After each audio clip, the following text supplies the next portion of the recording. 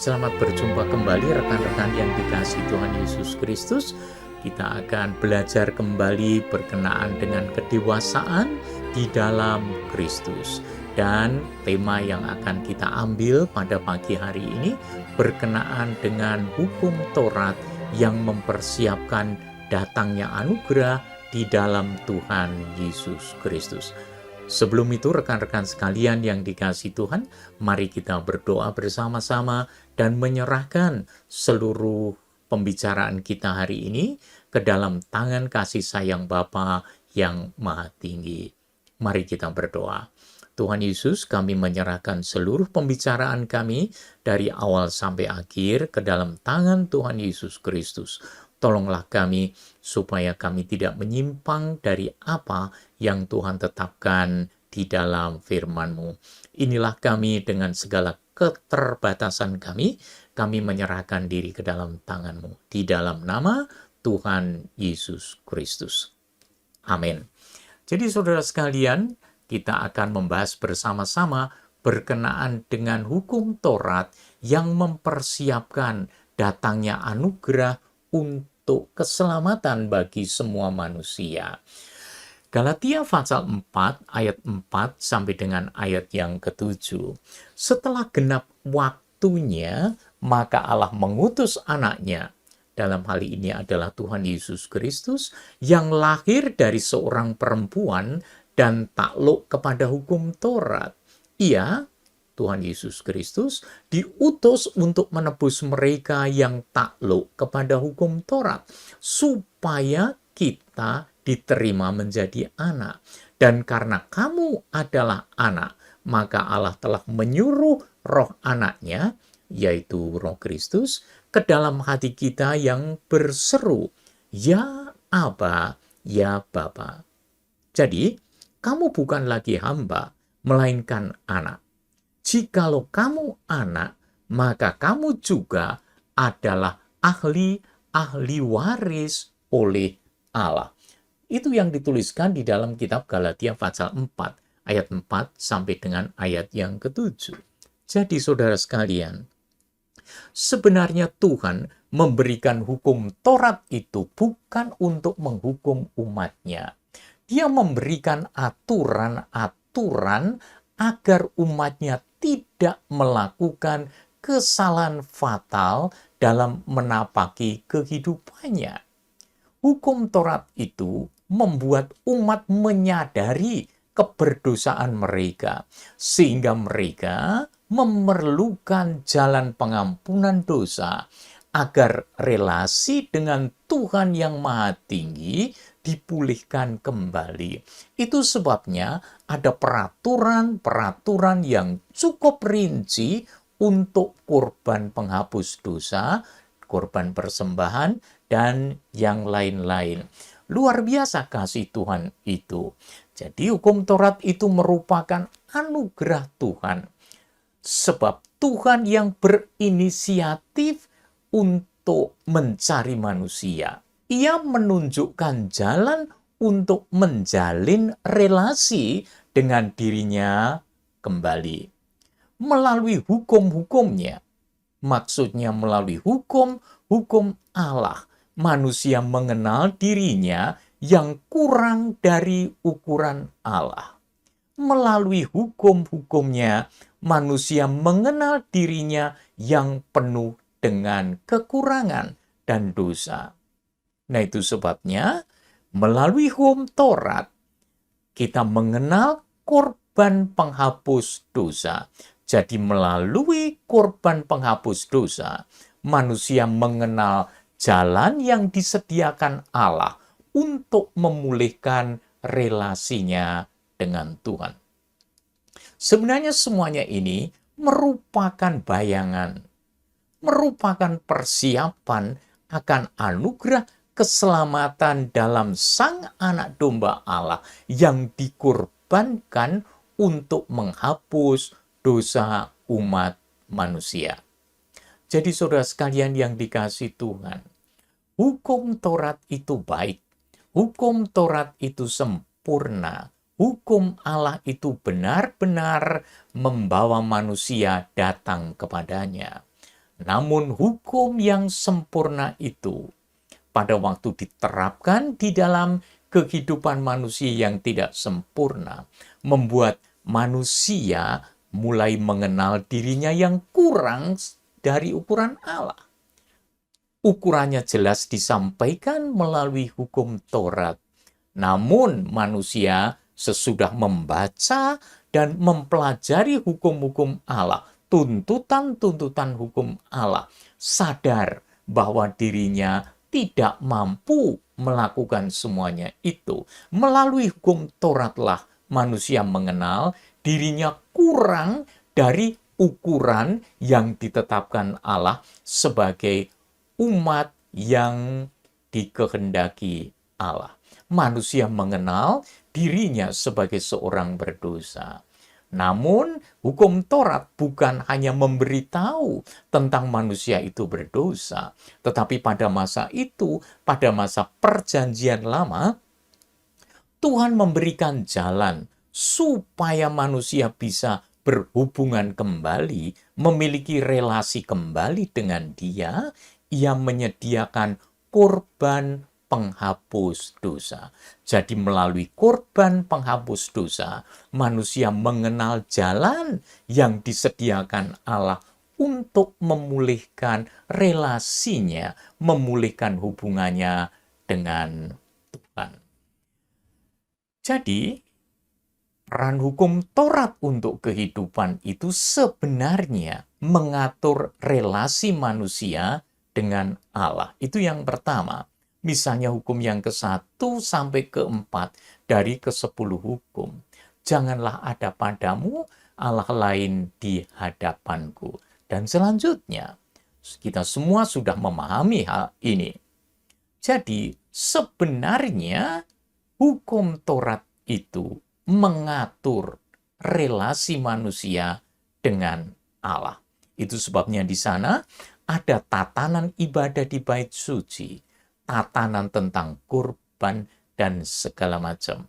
Jadi dikatakan di sana bahwa hukum Taurat untuk kehidupan umat itu yang pertama mengatur bagaimana umat Allah bisa berelasi dengan Allah.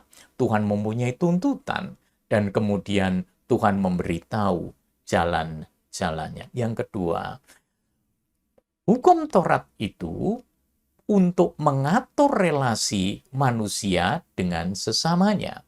Dan ini kalau di dalam 10 hukum, dituliskan di dalam hukum yang ke-5 sampai dengan hukum yang ke-10.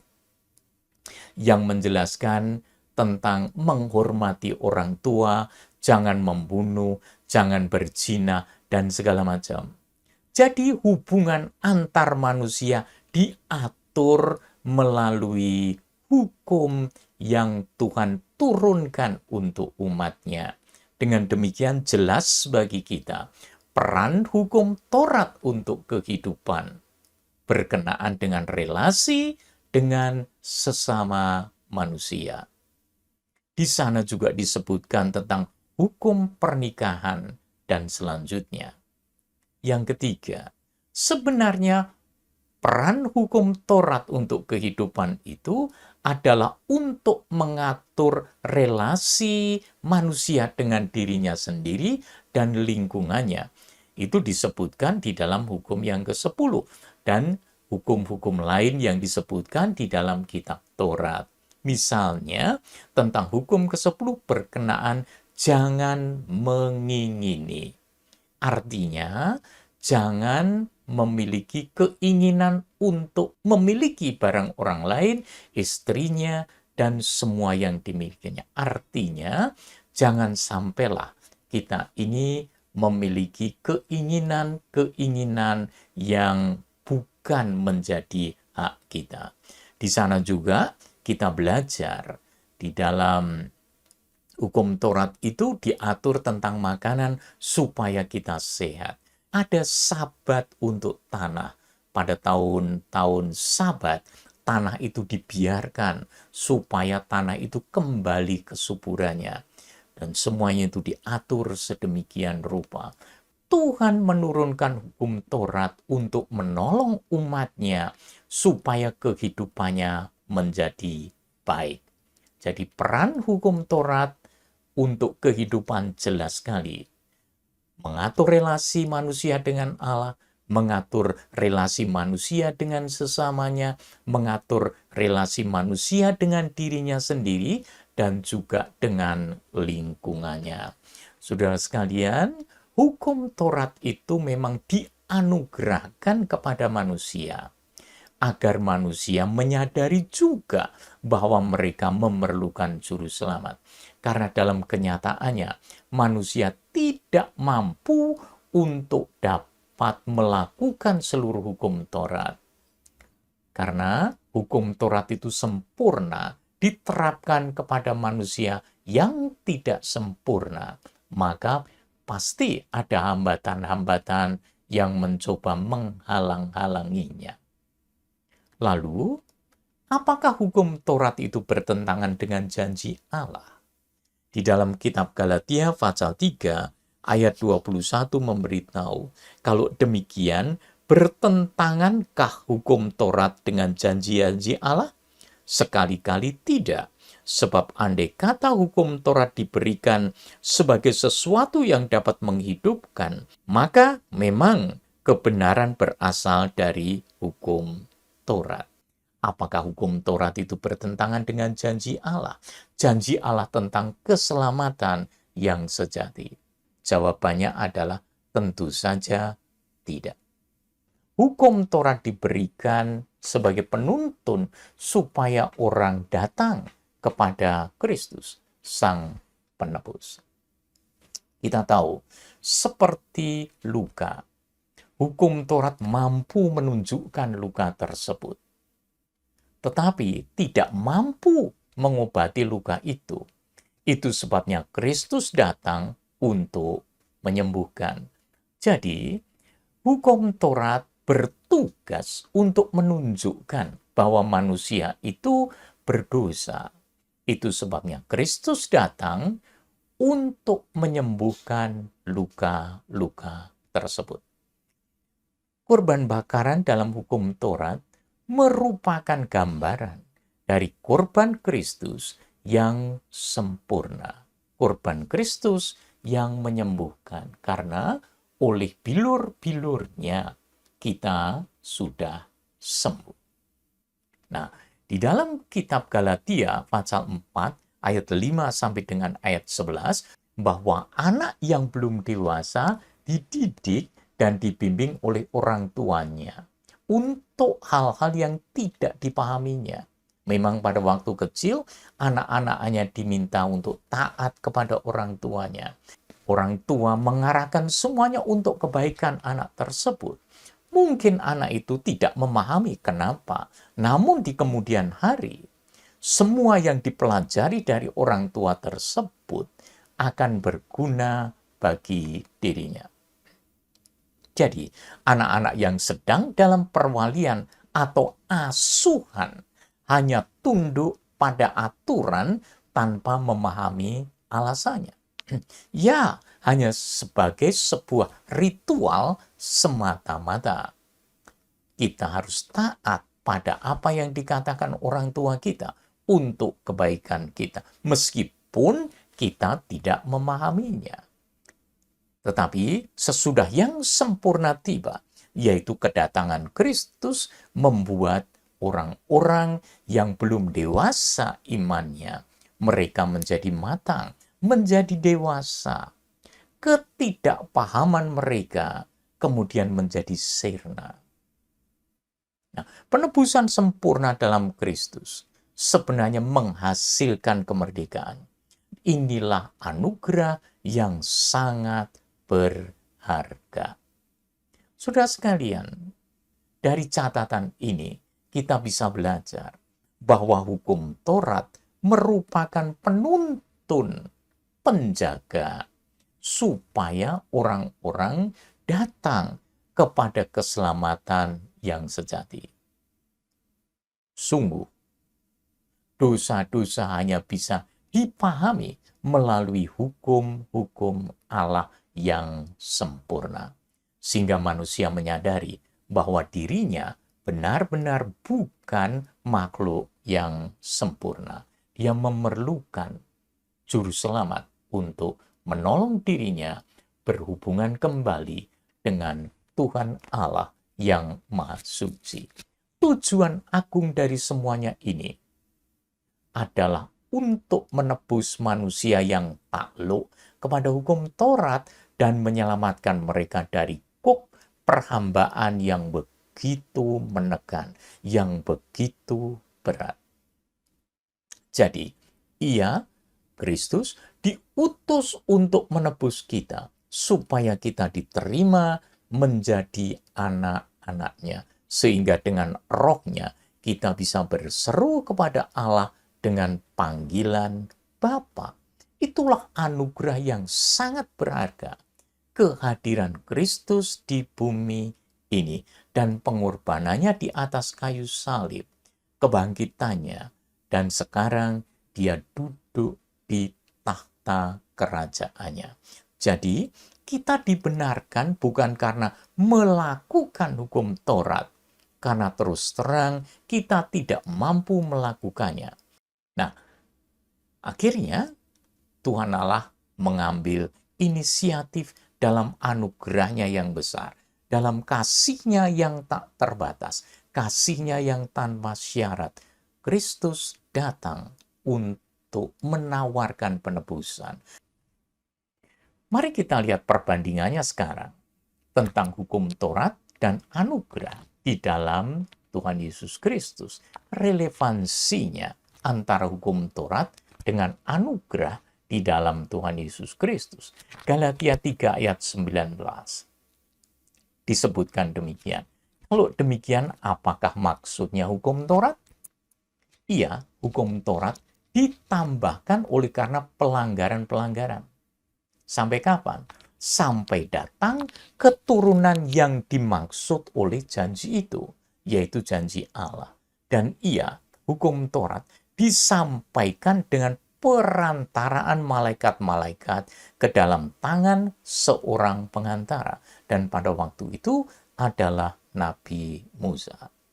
Lalu, hubungannya dengan anugerah Kristus adalah Kristus diutus untuk menebus mereka yang takluk kepada hukum Taurat, supaya kita diterima menjadi anak-Nya. Saudara, luar biasa dalam hal ini. Hukum Taurat itu ditambahkan karena pelanggaran-pelanggaran, supaya jelas bahwa kita telah melanggar ketetapan hukum Allah.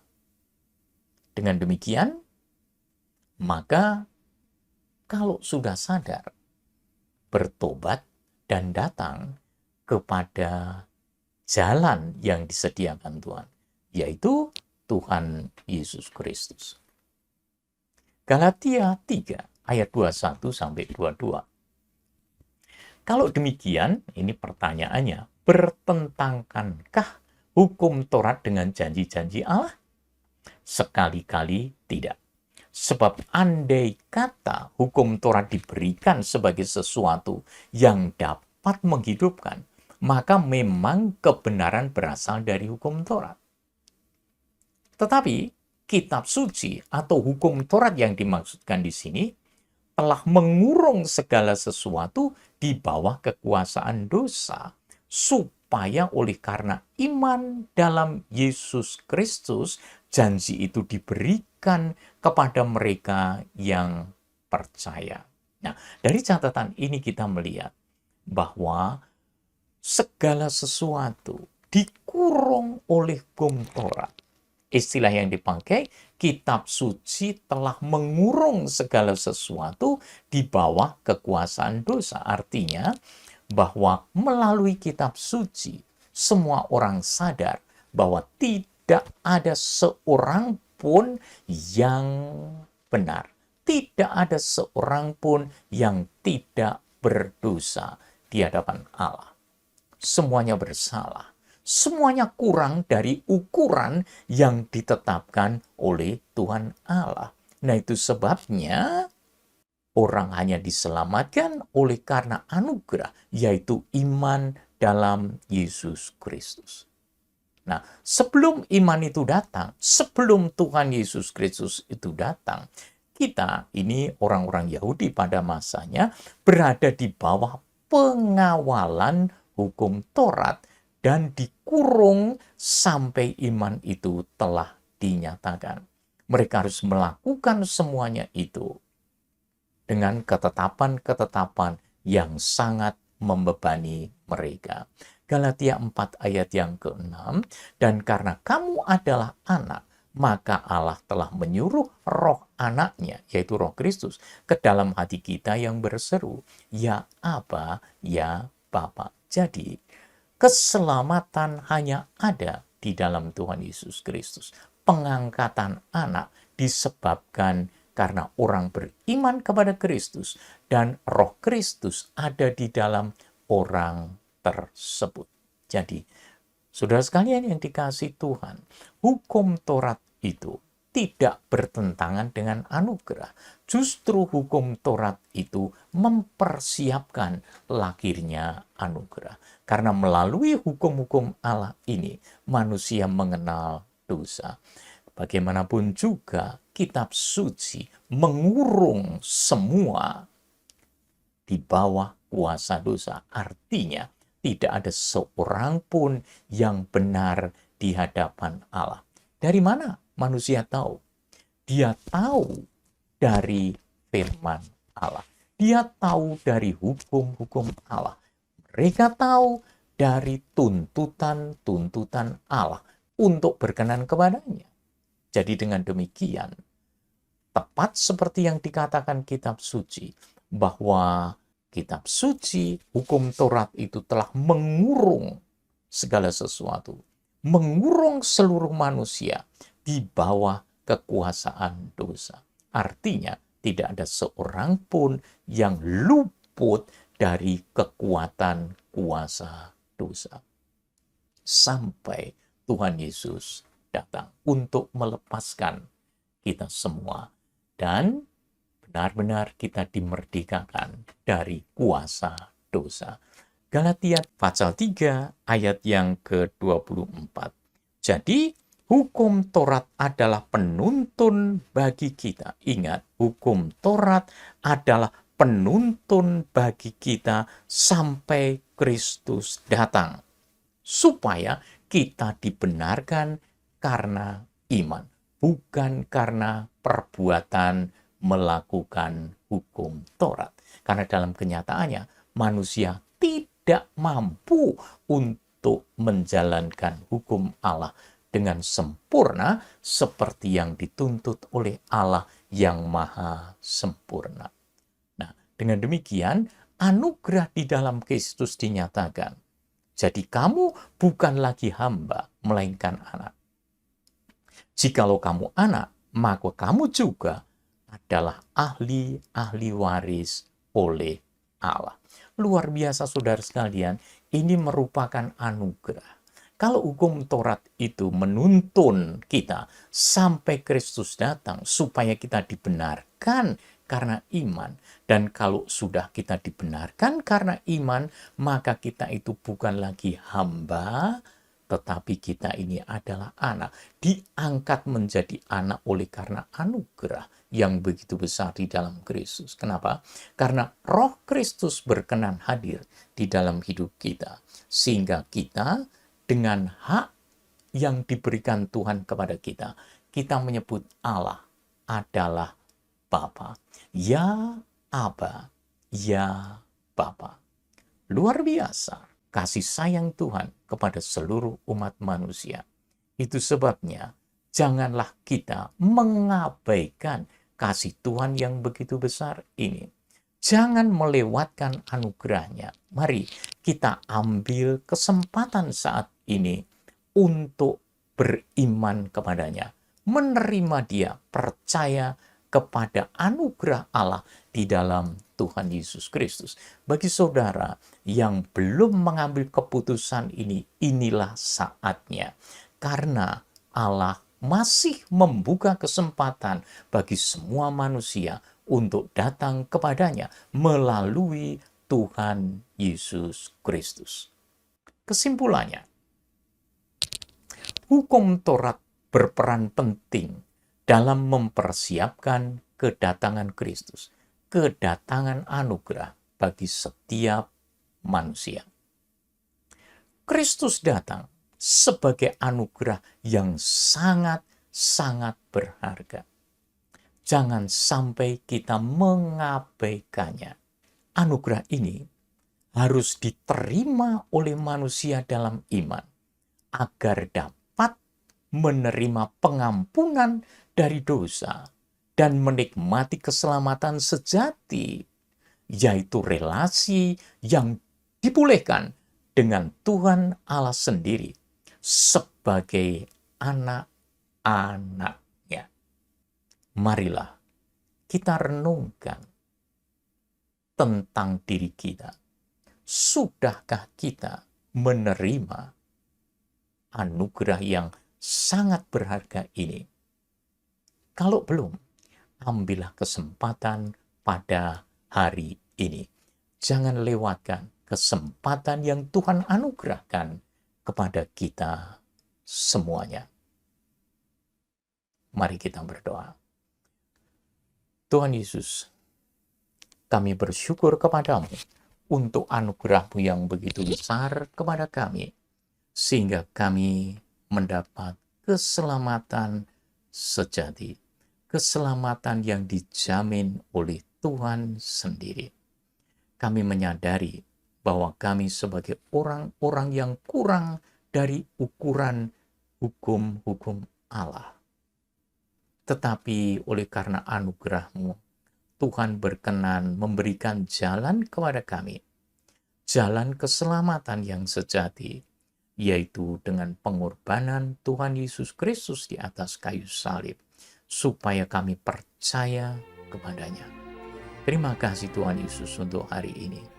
Terima kasih di dalam nama-Mu yang Maha Agung Tuhan Yesus. Kami berdoa. Amin. Terima kasih. Sampai kita berjumpa kembali dalam rekaman-rekaman yang berikutnya. Tuhan memberkati kita semuanya.